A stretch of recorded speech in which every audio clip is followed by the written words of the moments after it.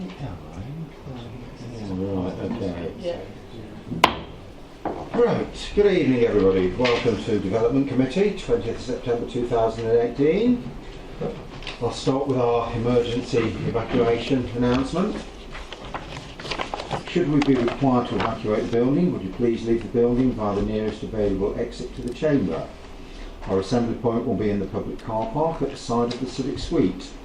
Please do not delay your evacuation to collect any belongings. And please do not return into the building until permission is given to do so by council staff. And please note the meeting will be recorded, but possibly not that well, because only front bench microphones are working. So can I ask all you members to speak clearly with a bit of power behind your voice if possible, please. So apologies for absence, we don't have any at the moment. We have no substitute members. We have Councillor Hoy and Councillor Mountain as non-members attending. Minutes of the meeting held on the 11th of September 2018. Are you happy for me to sign those as a correct record of that meeting? Yeah. Thank you. Declarations of interest. Councillor Williams. Item 7 is a non-pecuniary interest as I am the a parish councillor. Thank you. Right, we'll move on to item 6. Land to the rear of 12 to 26 Eastwood Road, Rayleigh. Thank you. Members, this proposes for the demolition of existing buildings on the site and for the construction of 2 buildings providing 41 2-bed flats.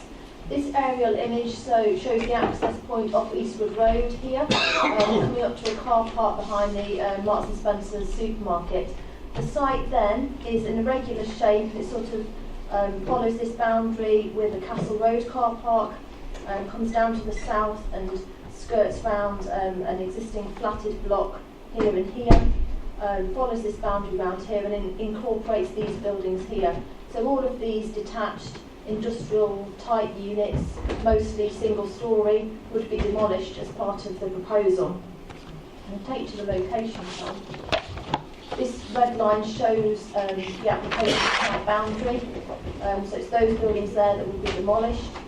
As I said, there's an existing supermarket adjacent here with a car park, the Castle Road car park around this edge, and largely residential development to the south. This flatted block here is 2-storey, and there is a small bungalow also adjacent to part of the boundary. This building adjacent to the eastern boundary is a commercial office unit. I'm going to take you to the proposed layout. So this is the proposed layout of the scheme. There's 2 buildings, the smaller flatted block B, adjacent to the southeast corner of the site. The access point would be in approximately the same position as the existing access point to the site. Well, there's 2 small access points to the site at the moment, but they're in around that position. The access would then run centrally through, and the larger block A would be staggered around the northern boundary. Amenity space would be provided to the flatted blocks in this area here, and then in this area here, and also sort of more smaller landscapes along the northern boundary. In addition to the communal spaces, when I bring the elevations up, you'll see that balconies are provided to the flats as well. There's some landscaping, so we had a scheme for this site first put forward in 2014. It was for a very different layout, and that was refused on the grounds of the layout, amongst other things.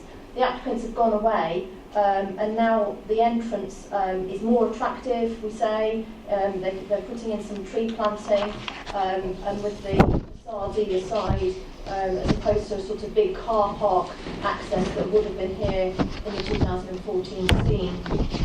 They've got points for refuse and recycling, so there's a store here, communally stored refuse, and then 2 points here. Details of that, with enclosures for those haven't been provided, but will be an additional condition that I'm recommending this evening.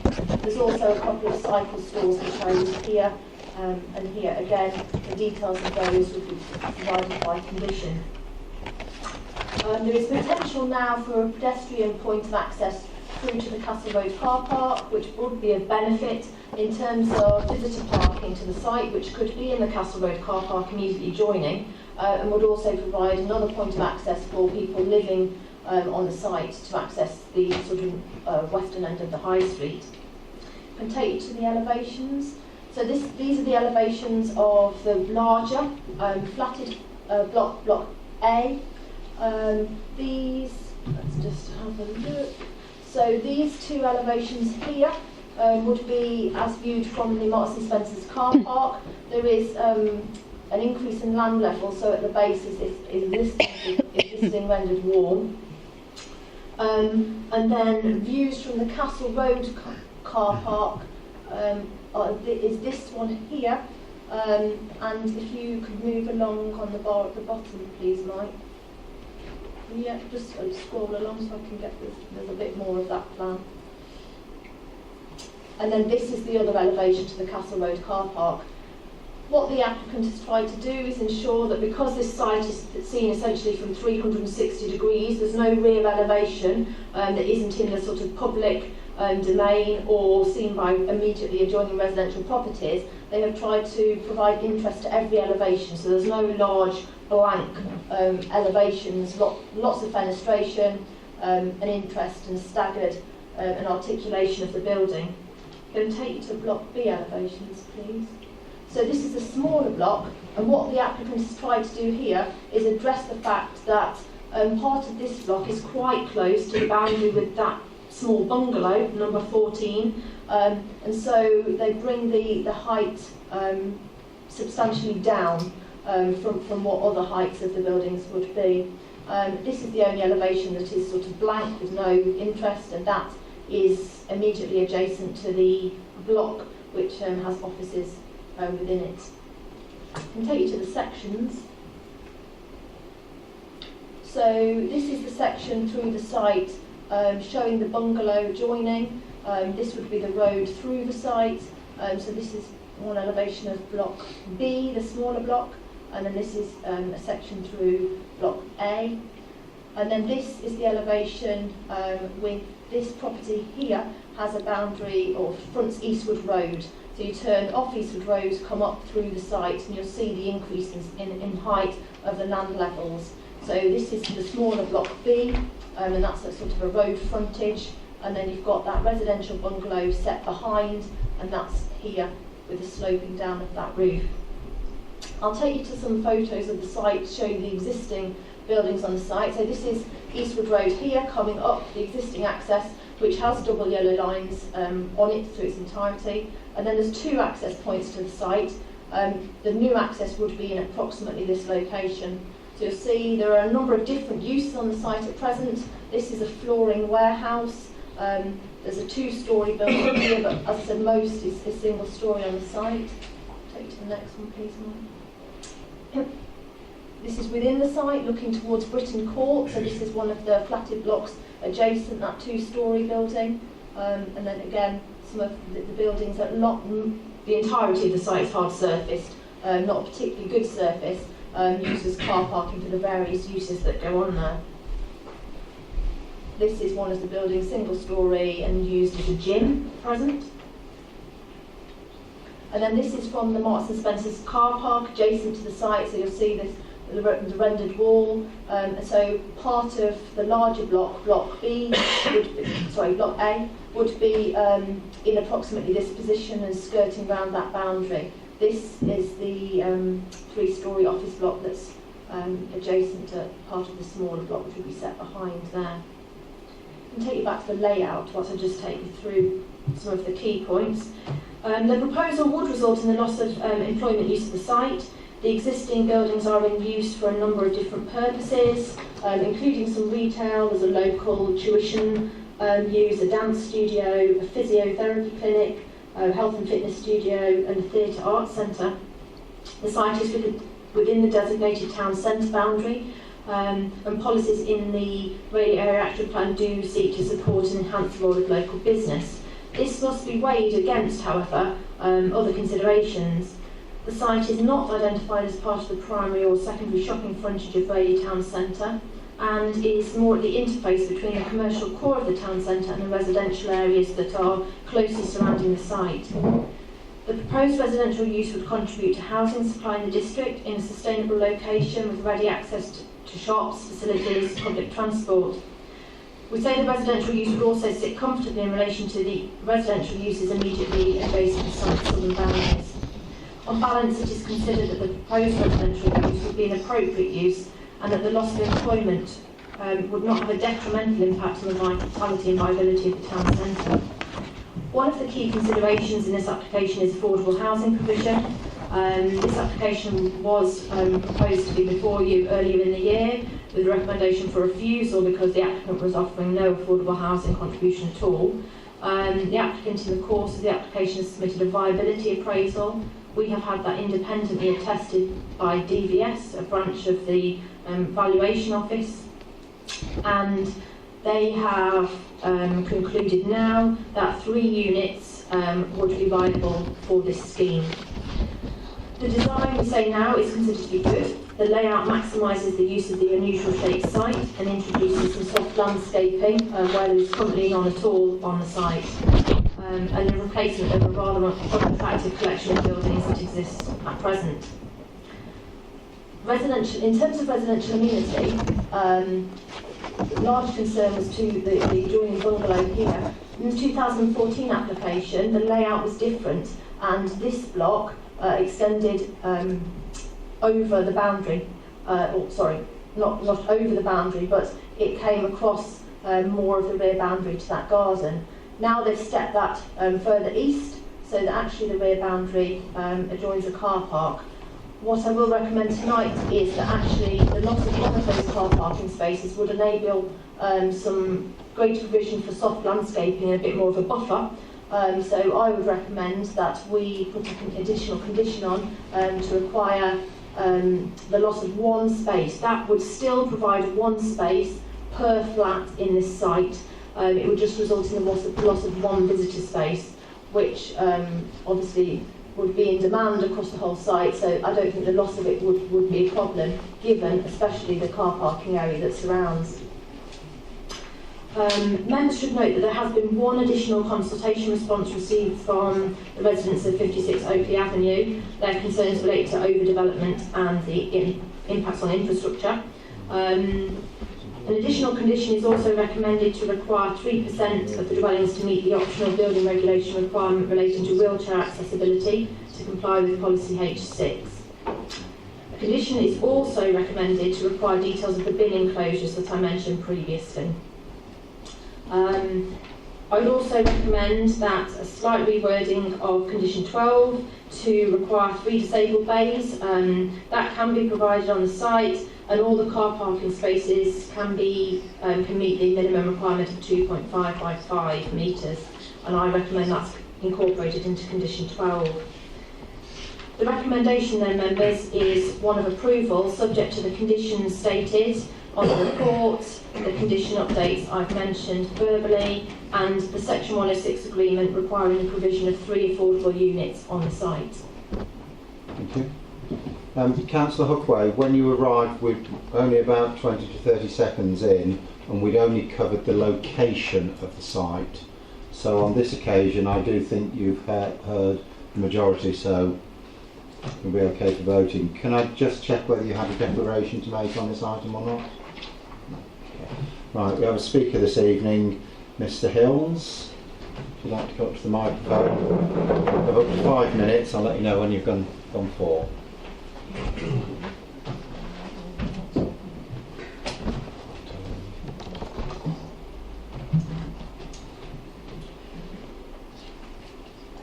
Feel free to sit down or stand if you want, whatever's easiest for you.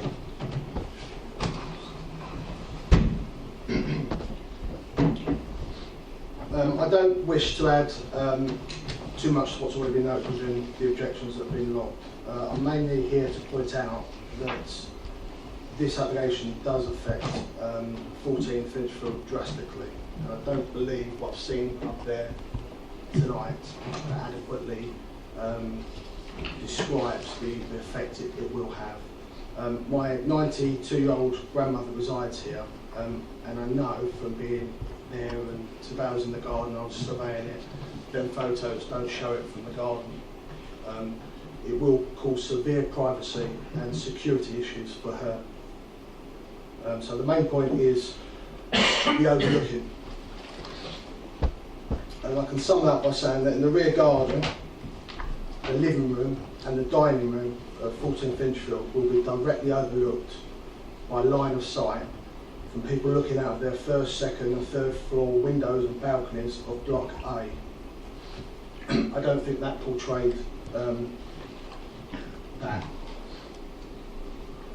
It will also be overlooked by Block B. That was shown on there, in my sort of opinion. It's not directly overlooking, but it still does overlook. It's been moved, I think the description was it's been moved over to the east side.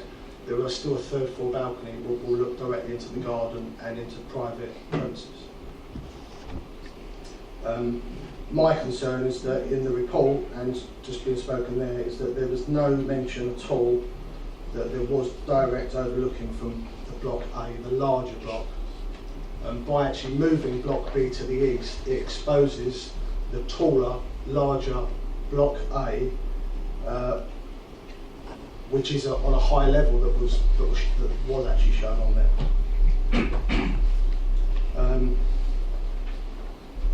Next point is that in the previous officer's report dated the 22nd of March for the previous meeting that was when it was withdrawn, under material planning consideration there was points 5.46 and 5.51.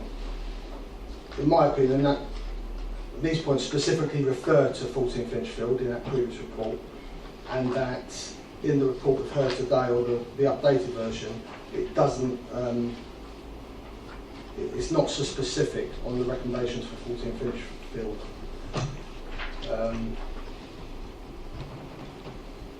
And there was mention of the screening that's been proposed. My big bugbear with this is that this is the fourth application in 4 years, and the applicant has had 4 years and 4 applications to satisfy the screening of 14 Finchfield.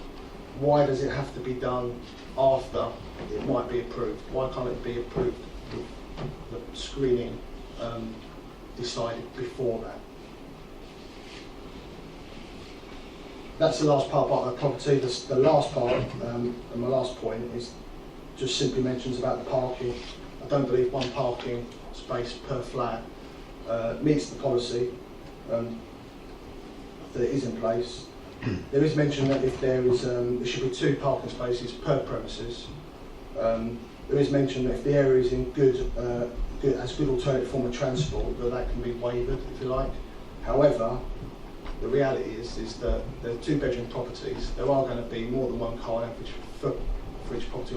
In my opinion, I think that'll be the case in the future as well, and that it won't provide the parking that it needs to.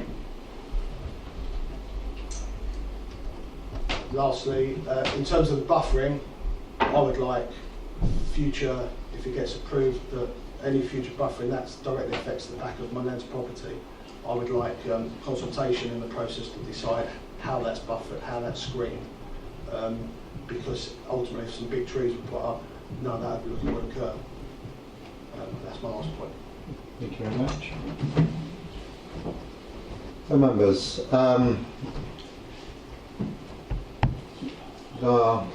Councillor Hoy, you want to start off? Yeah, you start off. I won't use the microphone. No. Thank you. I think this is one of those developments which is one of those where it's just slightly too big yet again, where they push it to the extremes and it ends up being what I would class as overdevelopment, but which is on the boundary of it. I'd just like to draw attention to 2 technical issues from my point of view, which is one, again, I do repeat it, I know I'm not a voting member of this committee today, but red I cannot see. So if anything's highlighted, can you please not use red? If you're colourblind, red looks like black quite often, so it can't be identified on the plans. And also, I just draw attention to, sorry, I wouldn't normally do this, but it's just really bugging me, this one, is that on page 6.1, paragraph 3.14, with an opportunity to construct a new temporary, whether it's not, things like that. I'll now get on to the point, but I just want to draw those attention. Mainly, I think I want to talk about the parking side of it. I'm aware this is a main urban area, and I think it can be described, and I think most people regard it as a main urban area, where parking standards may be relaxed. That's quite correct. And I possibly wouldn't normally have a problem with 41 spaces. However, the real issue starts when we refer to the parking sizes. Yes, 2.5 by 5 metres is the minimum standard. The standard actually is 2.9 by 5.5 metres, and that is what the standard says should be made available on any site. The minimum bay size, 2.5 by 5, should only be used in exceptional circumstances. As I see it, the exceptional circumstances here is to fit in some landscaping. I'm not sure that's exceptional. I think the landscaping should go with parking sizes. I don't think one should happen without the other. I think this is probably a demonstration that the site is probably trying to squeeze too much into it. And I think there's no reason why the parking sizes can't meet the standard of 2.9 by 5. And I think that's a very important point. It doesn't sound a lot, but I think it's very important when you're trying to squeeze cars into spaces which they will not fit into. That's the parking side of it, and I think that should, members are aware of that. Also on parking standards is the cycle storage. I'm aware that it's conditioned in condition 13. Can we be more specific on the condition? Because the standard says one cycle parking area per dwelling, which must be covered and secured. Is that, and again, I'm aware we've put it into the conditions, but it doesn't, can we say in accordance with our policy, for instance, so that it's clear that that will be met. I'm not happy with the affordable housing, but I'd just like some confirmation, or if the section 106 set of terms could be perhaps a bit more closely defined, to say that the three they are providing, which appears that that's what we have to go with, are 2-bedroom and are the same as the other flats in the scheme, that not differentiated in any way, so that the tenure is blind. They should be according to that policy. They're all 2-bedroom flats within the scheme. Yeah, I think. I just want to make that clear. It doesn't. The way it's been offered, I didn't quite get that from the bit under affordable housing. That could well be the case, but I just wanted to emphasise the point that it should be the same. It should be tenure blind, and I didn't get that from the report. That was all. Those are the main points I was going to cover. Thanks, Martin. Did you wish to say anything? Right, I'll open the debate up to members now. I think, just for clarity, we speak to the recommendation for approval in the first instance. But just to clarify, there are three, I'm proposing 3 variations to conditions. One is about the loss of 1 parking space to landscaping. I don't know what parking space number it was, but The one immediately the one immediately to number 14. Yeah. Yeah. The second one is enclosure of bin stores, and then the third variation was to condition 12 for 3 disabled bays. So first we have Councillor Griffin. Thank you, Chairman.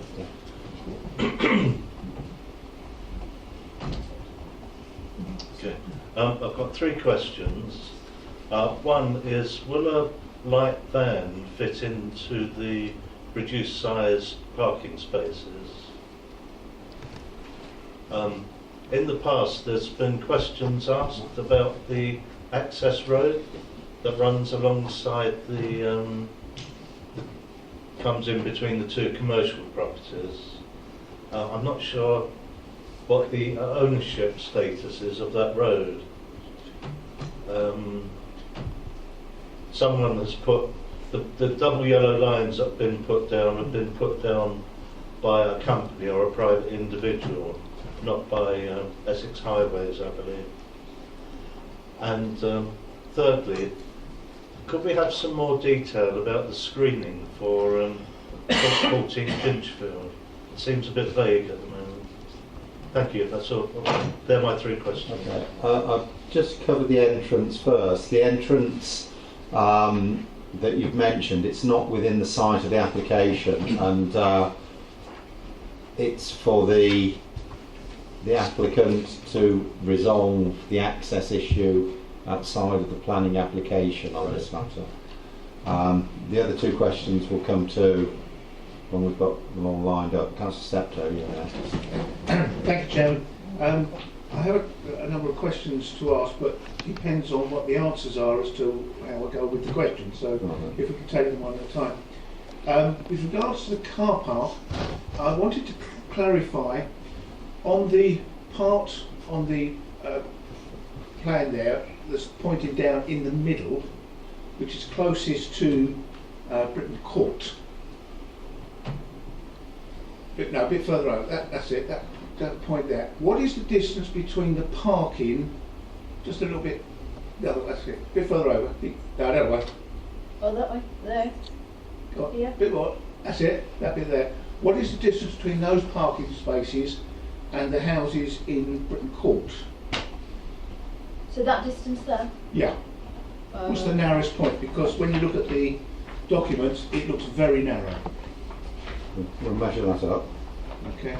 So that depends on what the answer is to my next question. With regards to the access through to the car park, got some queries on that. Well, really, is that going to become a public right of way? Is that going to be controlled by a gate, which only the residents have access through?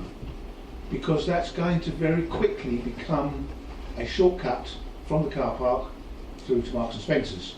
So I think, in fairness to the potential residents there, I think that should have some sort of controlled gate. With regards to number 14, yes, I'm still a little unclear on the screening there. The speaker spoke there about having the landscaping being in consultation with him. I'm not sure that we can do that. I don't ever recall doing that. But what I would suggest is that is done in consultation to the ward councillors.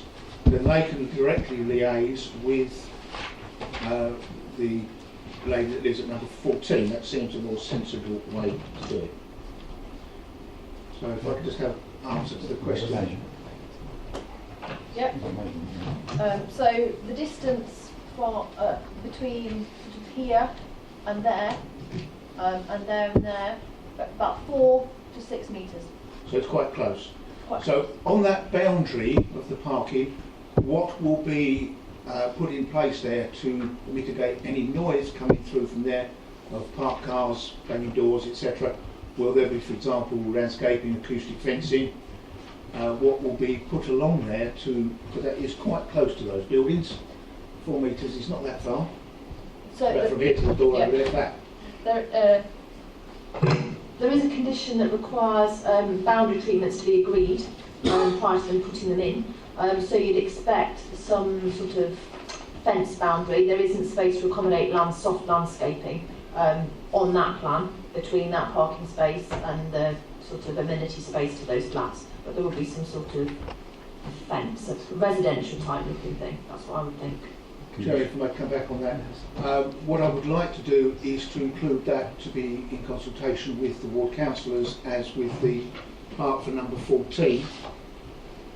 And if I could just have an answer with regards to the gated access through to the car park, please. At the moment, there is this shown on this plan as being the potential for an access point through.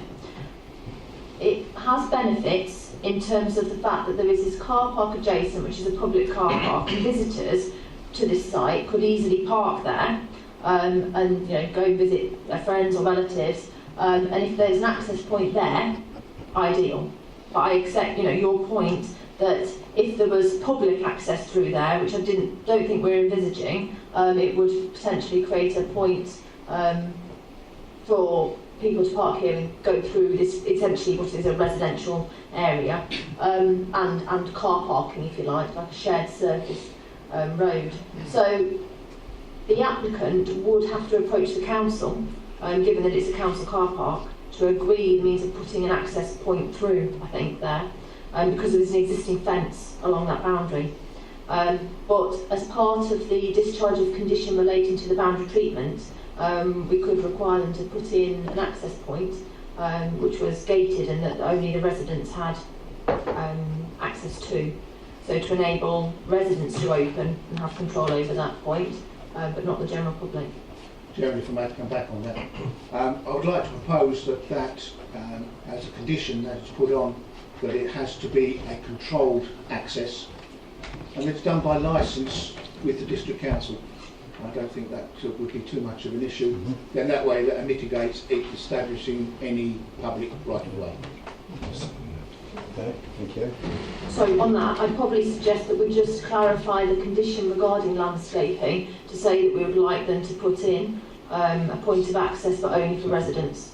Yeah, it has to be controlled. Yeah. And by licence with the council. Come to Councillor Hookway in a minute. But just on the question of the parking sizes, I think we've seen planning applications in the past in town centre locations that have been able to demonstrate that they don't need any parking spaces because of the proximity of other car parks, bus routes and so on. This application falls into that category. I think that the number of spaces we've got is relatively generous considering the town centre location. And I take the point that Councillor Griffin has made about the parking sizes and Councillor Hoy. But I fear that if we say we want bigger spaces, all we'll end up with is less spaces. And I don't know which is best, bigger spaces but less of them, or smaller spaces and more of them. I think it's a difficult challenge that we have. Do you want to add on that? Yeah, I'd make the point that in this residential setting, the spaces are likely to be allocated to each flat. So, you know, flat number 20 has parking space 20 and people tend to stick with that. And so it's not a situation where you've got lots of different cars coming and going out of different spaces a lot of the time. Potentially people go out to work or they leave their car there for the majority of the day. And probably in that situation, this minimum parking bay size is appropriate. Whereas maybe in a supermarket car park, that sort of thing, where people are getting lots of things to and fro more, the larger space may be deemed more appropriate there. We have had an appeal decision as well relating to the minimum and maximum parking bay sizes. It didn't go in our favour, with the inspector taking the view that 2.5 by 5, if it's declared as a minimum, is acceptable. It's a parking bay size. There might be a preferred option where a site could provide that, but on this site we are looking at a fairly constrained site. Already the economics of it are such that we are only getting 3 affordable dwellings, and I think our view is that the 2.5 by 5 is appropriate given the need to balance all those competing amenity space and other matters. Thank you. Councillor Hookway. Thank you, Chairman. I would like the diagram to be back up on the screen because there's a couple of points I'd like to make off of it, if that's possible.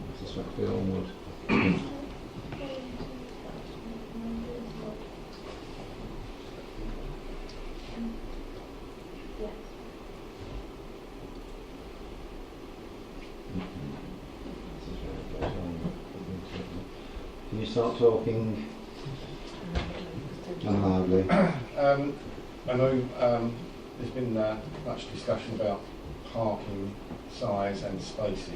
I have a question: are all the parking spaces of exactly the same size? There's no variation. So what I looked at was whether they can fit in the 3 disabled bays, and they can, with all the other spaces being 2.5 by 5. The disabled bays require an additional metre to the side for opening door and an additional metre to the rear. and they could accommodate those within the layout. So that was an additional or condition. I just want to amend that condition slightly just to clarify that we'd expect 3 of those to be the disabled bay size. All the rest would be 2.5 by 5. And I think you did mention it, but although I haven't seen it specifically stated, are the parking bays going to be allocated to flat numbers? Is that the intention of the developer, or is that your assumption? That is my assumption, I'm afraid. So that's not what they have told us, but that's what I would expect. If you are buying a flat, generally, if there was 1 space per flat on that development, you would probably, I would have thought the developer would look to sell a flat with a parking space allocated to it. But as I said, that is not, it wouldn't be by condition that we're requiring that at the moment. And could it be conditioned? Is it appropriate to do so?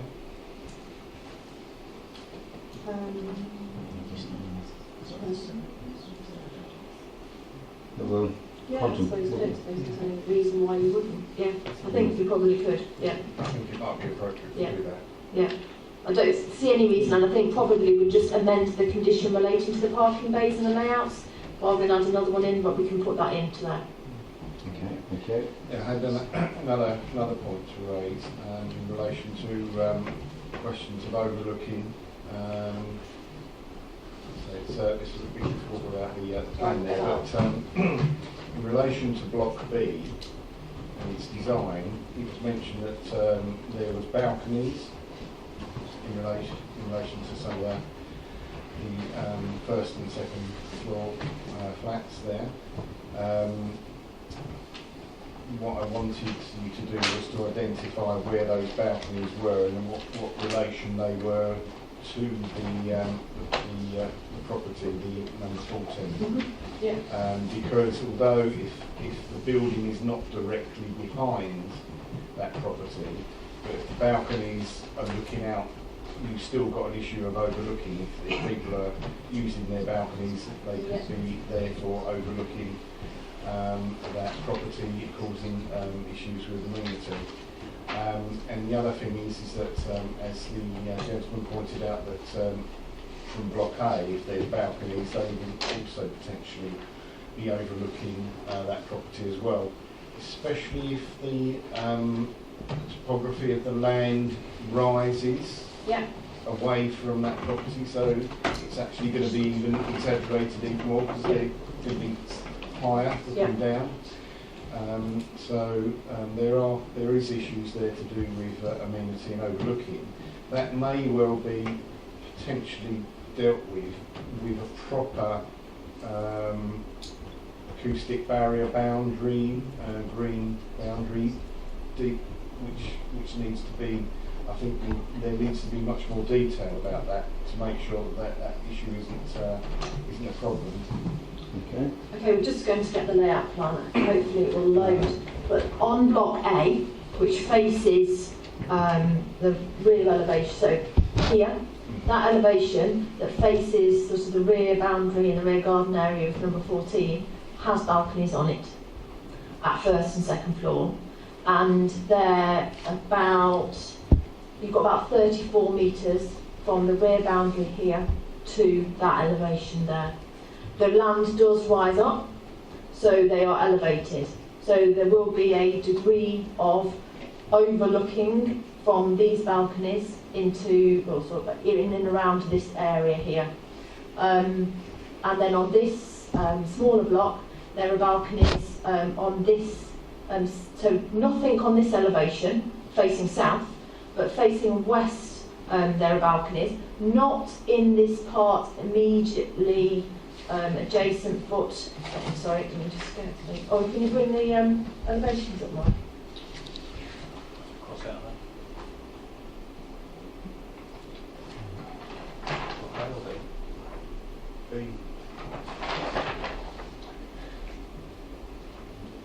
Yep, so if you're looking at this, so that's from the back, so you've got these Velux windows here, but nothing that would promote direct overlooking from the south facing. Here, that's west facing, and these are all windows, so they're windows that you couldn't step out from. It's this bit here which you could step out from, and then, if you like, the view would be back to number 14 that way. But I guess there is a balance between it being a town centre location where there is a level of sort of overlooking that comes from living in a more urban environment and being overlooked.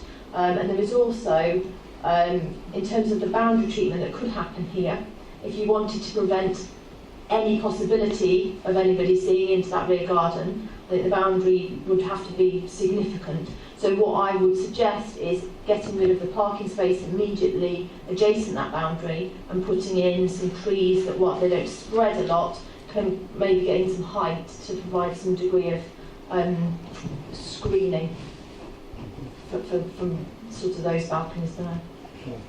Councillor Mrs Holly. Yeah, I just wanted to bring up a couple of points really. First of all, the parking. So they're going to provide 42 space, so basically they're 40 short or whatever. I just wanted to point out that that'd be full. If they've got 2 cars, that'd be 40 parking in the car park, which that's 40 spaces where people that want to go and shop there can't, because if you go in to Rayleigh on a Saturday afternoon, it's hard to park. If you go into Rayleigh on a Wednesday when it's market day, it is hard to park. And then they would be taking up 40 parking spaces that people that want to go into Rayleigh to shop won't be able to, sort of thing.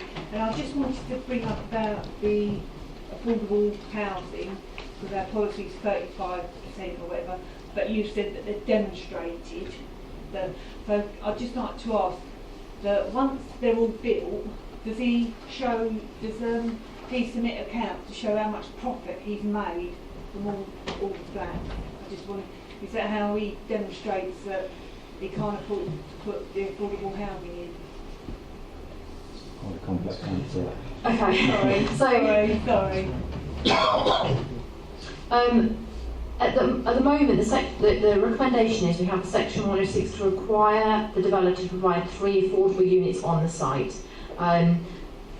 In terms of the actual Section 106 agreement, that is a very brief summary of what's going to be in that legal agreement, and all that our legal team will work, and they have sort of standard templates. There are clauses that you can put in terms of uplift clause, so potentially we could look at something like that. It's not specifically that they have to, I don't think, demonstrate how much they've sold their properties for, but I think if the development doesn't progress... The whole development, does he have to provide how much profit is made from the whole development to prove that he hasn't provide affordable housing? I absolutely feel that wouldn't be appropriate. That's like a tax on profits. That's I think that the work for this has been done already through the independent valuation of the DCS, it has. I think what we can do is, though, look at uplift clause so that we're certain that if things change in the market or things happen, that we are certain that the 3 units is the maximum that they can provide. So I think we could work with our legal team to make sure that we are getting as much, if you like, as possible that we can do from this development. So we'll put that work into the legal agreement. Councillor Wilson. Thank you, Chairman. It's followed on from the points that Councillor Hookman made, which is that, as I understand, as I recall, where the block to the north is going to be built, that's actually on quite high ground. So, do you know what the height differential is between that block and the bungalow? And you mentioned about losing the car parking space, the bottom right hand of that one. If we look straight along the road, so come along up to the block there, you've got the tree. Any screen that's put in onto the car parking space won't actually stop the view into the bungalow? Because of the height increase of this block here. Yeah. Yes, so I mean there will be some planting along here,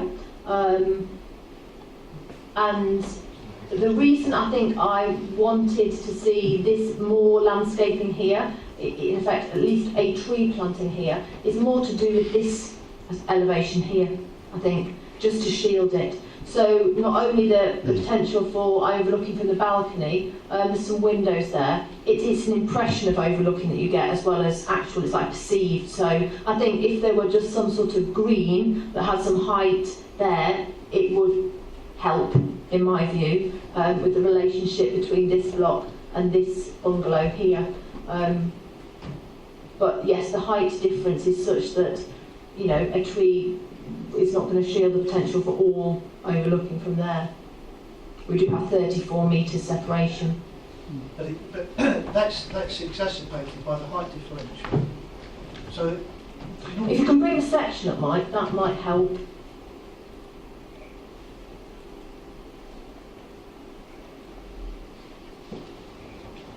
So you're looking at this section through here. So that's the side elevation that the balconies would be on for the smaller block, and then you're looking at balconies to this front elevation facing south, so potential for overlooking there.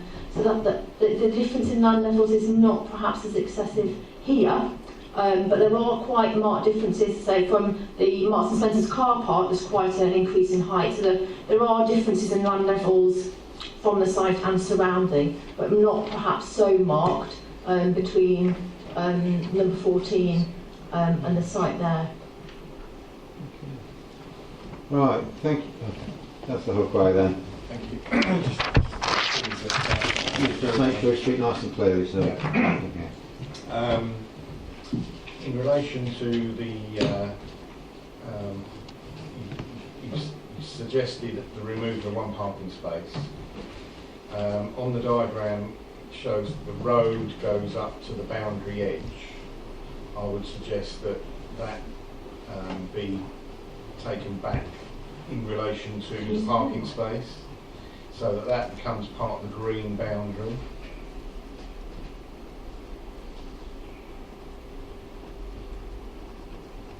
So if you just mark the parking space that you're saying should be removed. Yep. If the road finished at the edge of that boundary, that would probably give it additional green space. There's more space. So what I'm suggesting, I know I mentioned the parking space, but yeah, you don't want the road there if it's not necessary. Yeah. So we stop the road at there because there's also, this is accessing a little cycle store. So it needn't be any greater than the road can end there, essentially. So there's just road for getting out of that space, the second one along. But yeah, so that will provide a little bit more space, potentially some more planting. Yes, we'll definitely maximise that as far as we can. Okay, and one last point is in relation to the use of Castle Road car park.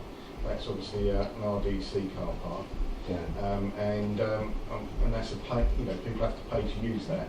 So if anyone's, if there's overspill from the parking at that building, then those residents will have to pay the parking charges to park there. I presume there won't be any concessions for them to use the car park. Now members, we have recommendations printed from 6.1 through 6.4.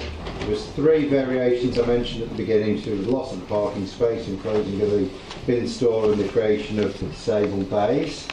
There are 3 more items. The detail of condition 4, adding in consultation with ward councillors. The amendment from Councillor Steptoe about the controlled gate access through suitable agreement with RDC, and then the allocation, the numbered allocation to the flats of the parking bays. Can you just clarify condition number 4 for me, please?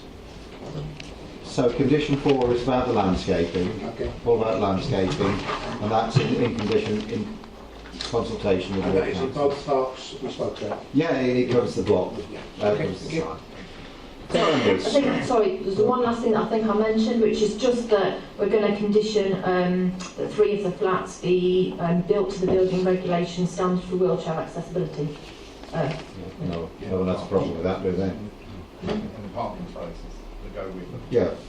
Yes, yeah, say yeah. parking space. Is everyone absolutely clear? Right, okay. Those members in favour of the recommendation for approval, please indicate.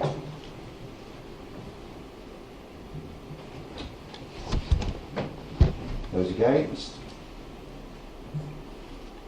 That item is carried. Thank you. Our next item is item referred from the weekly list. 125 Southend Road, Rochford. Retrospective application to change the change of use of premises from shops to bar. Frank, this one. Chairman, before we get into that, I could just raised on the last item about the red line. Unfortunately, we can't help members with getting a different clarity of line because red and blue lines have special meaning in planning law.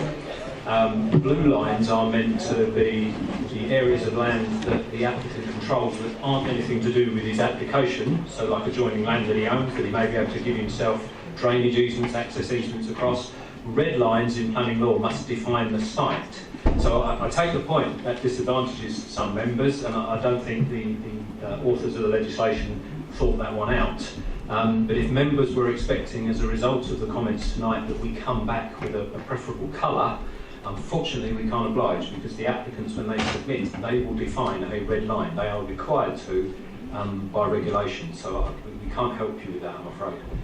Chairman, Chairman, on a point of I think. Could I just say that that is the first time that's ever been mentioned in all the years since 2010 I've been on the Development Control Committee. No one's ever bothered to say that to me. I think 8 years ago.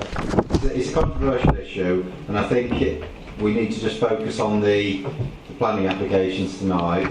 We'll find another venue for the detailed discussion of that and sorting out a resolution, because obviously everyone needs to be able to interpret, but the colours need to be the colours. So we'll. Sorry, we'll point of order, Chairman. I do regard it as a point of disability discrimination. I'd just like quite possibly, but not for resolving tonight, unfortunately. Thank you, Chairman. This application is to a site at 125 Southend Road. It's a parade of shops between Leicester Avenue and Queen Elizabeth Chase. The Vulcan Bomber is parked just over here on the airport. The Amber Lynn just off the map to the north. And you'll see that there is a small pedestrian alleyway. I think that's actually been blocked off in parts behind the buildings. It's not a vehicular access, it's a service access for bins and the like. If we can jump to the first photo, please. This should give, there you go. This is the Leicester Avenue end, Queen Elizabeth Chase that end. Our unit, we're going to see in a minute, is up here. You'll see it's a sort of a hip-roofed, quite vibrant estate. There's a lay-by worth noting to the front of the premises. If you jump to the second one, please. The unit that concerns us tonight is this second one in from the far end at Queen Elizabeth Chase, which is here. It's this unit here with the blue frontage. Members probably can't quite see on these photos, but I can tell you that the flats above are served by front doors alongside the shop entrances, which is quite unusual. Sometimes we find they're either on the back or perhaps through the shop, which is an issue that's addressed in your policy. But we're lucky in these cases that these have sort of number 125A has a door alongside the shop entrance number 125. The shop was previously a computer shop, which actually moved next door in the scheme of things, creating this vacancy. It was some 2 years ago. The floor plan is predominantly open. We had a plan of that, and the application, of course, as you'll see from there, is retrospective. Policy DM36 to your development management plan seeks to retain and enhance village and neighbourhood shops such as these to ensure day-to-day needs of the local population are served. And we saw on the location plan that it's next to a hinterland of quite extensive residential area. The preamble to that policy recognises that non-retail uses such as this is what we call sui generis, it's outside of any of the use classes. That's what the Latin term means, a bit like the Barbarian rugby team. They're not anyone specifically made up of different ones. So sui generis is not a class in itself, it's outside of the planning controls. That's why it needs planning permission. And the preamble, as I say, recognises that such uses like this is a tattooist, it can perform a function to serve that adjoining area. But if we jump, well, we're on the photograph, sorry, yes, that's okay. The policy, though, does require that before the shop is lost, that the applicant demonstrate to the council, and then the decision that you have to make, that there's been sufficient attempts to try and save it for retail purposes, to let it, to advertise it, get retail interest started when the computer shop shifted. Now that wasn't done. I think the computer shop moved and the tattoo guy came in. He then was a result of our enforcement colleagues' inquiries, and we have the application with us today. So you'll see the recommendation before you is one of refusal, because we haven't been able to be proven that that shop would have had retail potential that was worth hanging on to. So the recommendation, Chairman, is refusal for the reasons set out in the report. Councillor Mountain. Thank you, Chairman. Just very quickly, is a tattoo parlour not a shop? Because you pay for a product, you pay for something, you know, it's not for free. Chairman, thank you. It's not a shop in planning law. That's why I laboured the point about being sui generis. I mean, I suppose you can compare it to a hairdresser's, but rightly or wrongly, in the 1950s, hairdressers where you paid in to deliver a similar kind of service. In those days, planning law established that a hairdresser was a shop.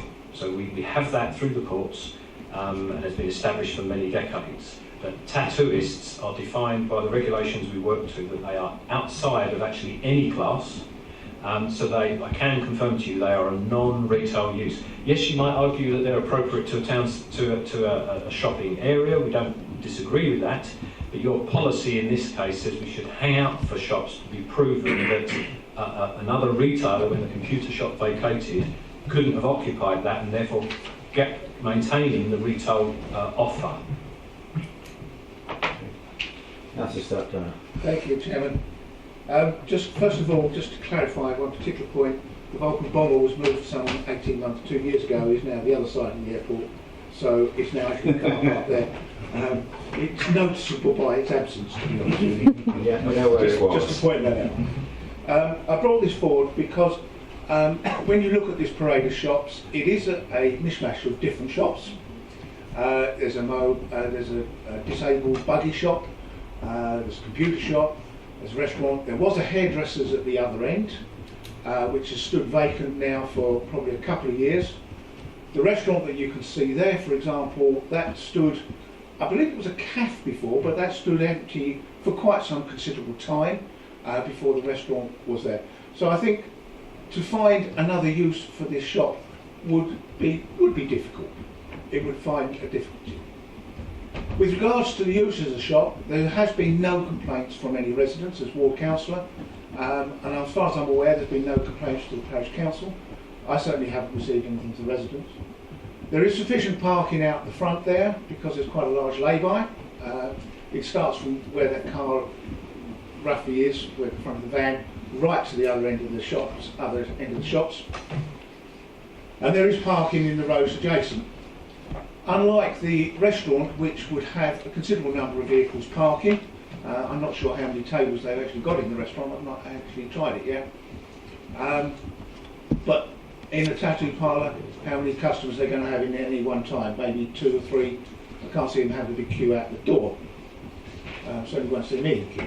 I'm not into tattoos, I'm afraid. So at this stage, I would rather see the shop put to use than stand vacant, because I think it would stand vacant for some considerable time. These type of premises, as a retail unit, are very, very limited use and very limited profitability. And I would hate to see it suddenly be converted into a flat, because once that starts, we'll start to lose the whole parade of shops. So it's on that basis that I brought it to committee, and I would like to propose that the planning permission is granted on that basis. You have a seconder for that? Yes, thank you. Anyone else like to speak on this one? Councillor Mrs. Hoy. Yeah, just I just don't have a problem with it, but the lay-by there, because it doesn't have any parking for the actual business, so I just wondered whether it would be taking parking up from people that all right, okay, it's just asking a question. Councillor Hookway. Yes, in relation to the IT or computer shop that's moved, how long was the shop vacant for between it moving from the computer moving from one to the other? Chairman, we don't know, but we believe it was quite close. But we don't have, on the application form submitted, it says that the computer shop moved next door. But we don't know whether there was a several weeks gap or several months. I would suggest it was probably in the period of months rather than years. I think the policies for the retail town centre at least used to say a gap of 2 years. I'm not sure your policy currently says that, but it requires them to demonstrate a period of time where they've tried to advertise it for the shop and got no takers, and then that allows members to consider a new alternative use. But I'm afraid I can't help you with the period between the move and the occupation by the tattooist.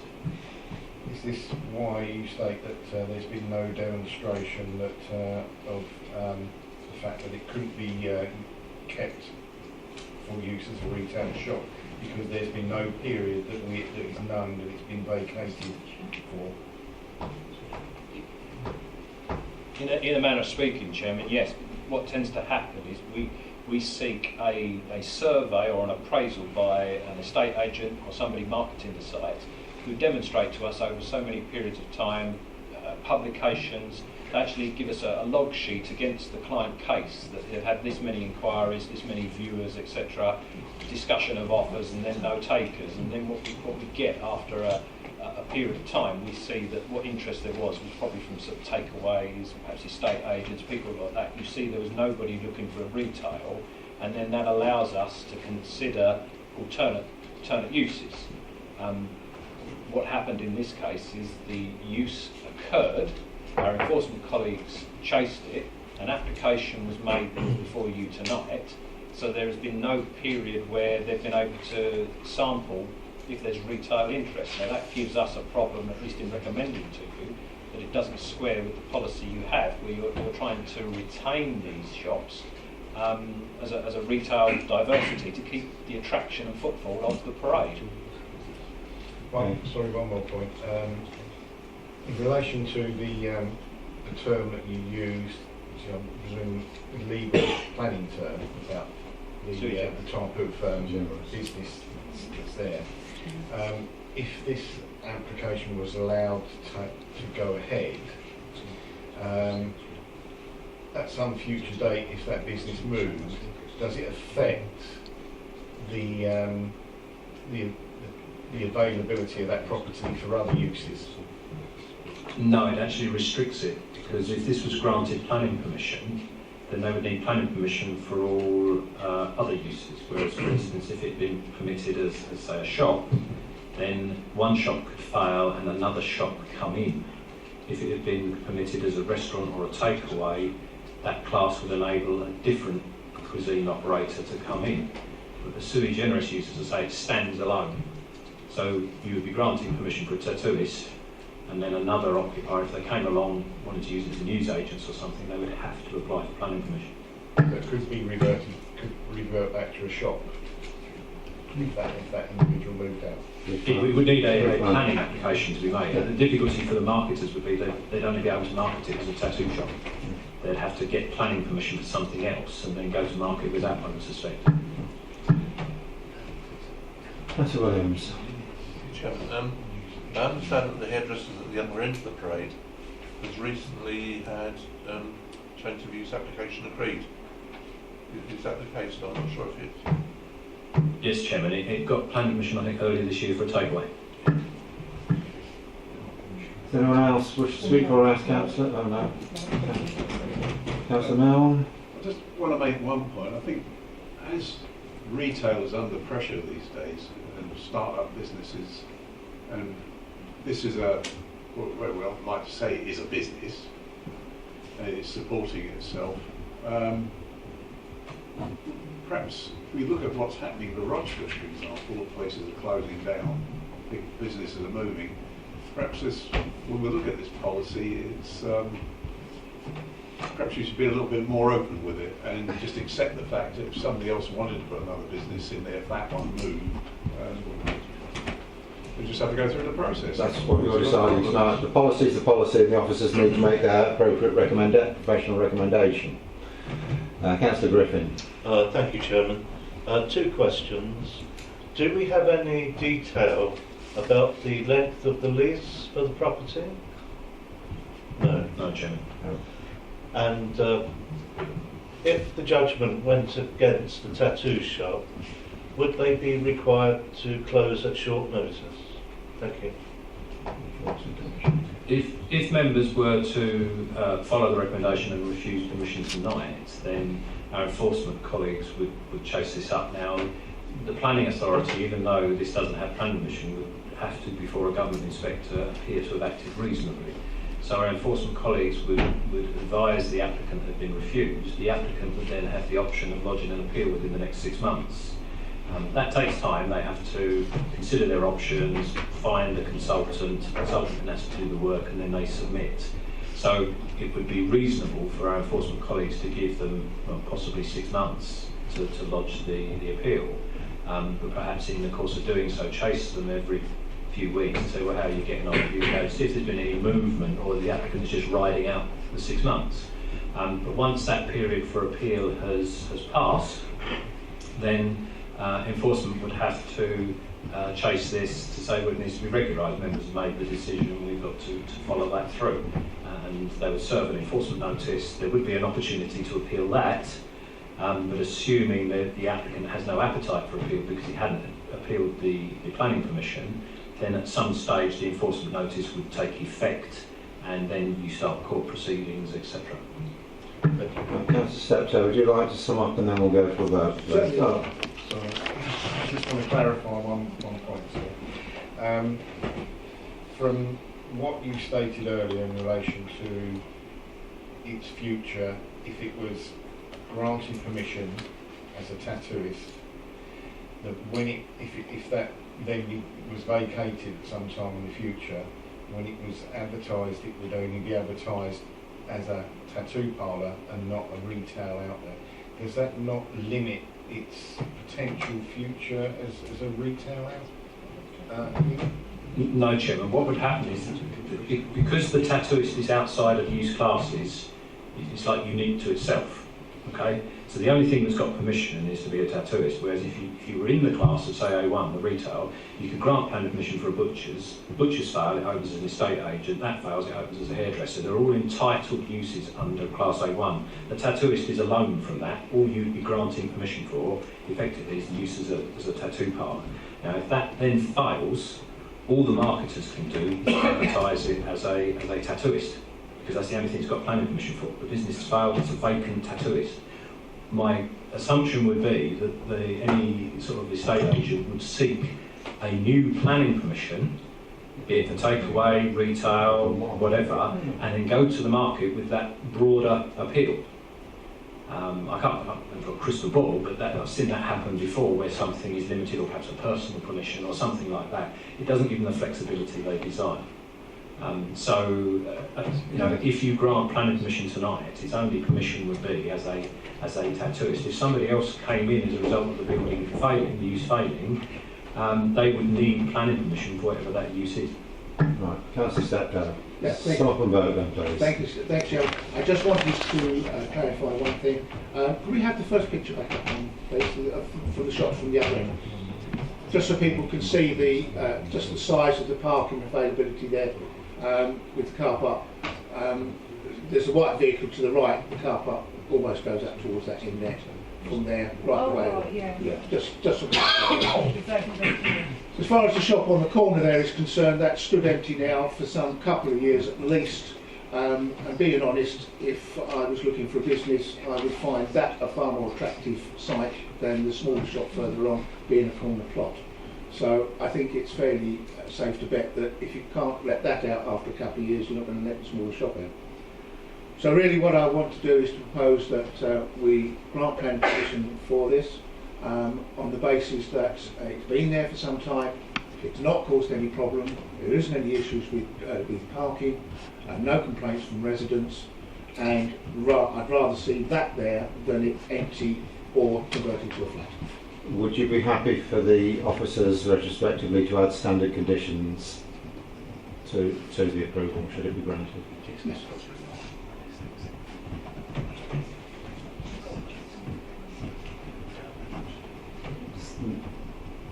Are there any standard conditions that you might be putting forward? The only one possibly, Chairman, is that you say that it's a bit perverse, but you say the development has to start within 5 years because the development's time. But it wasn't really there. That's the debate and the argument we were just having. Yeah. Okay. I think that's very relevant. Okay, those members in favour of the approval of this change of use as put forward by Councillor Steptoe, please indicate. Right, one nod with you. Those against? Thank you. That's approved. Thank you for tonight's meeting. Close at 8:40.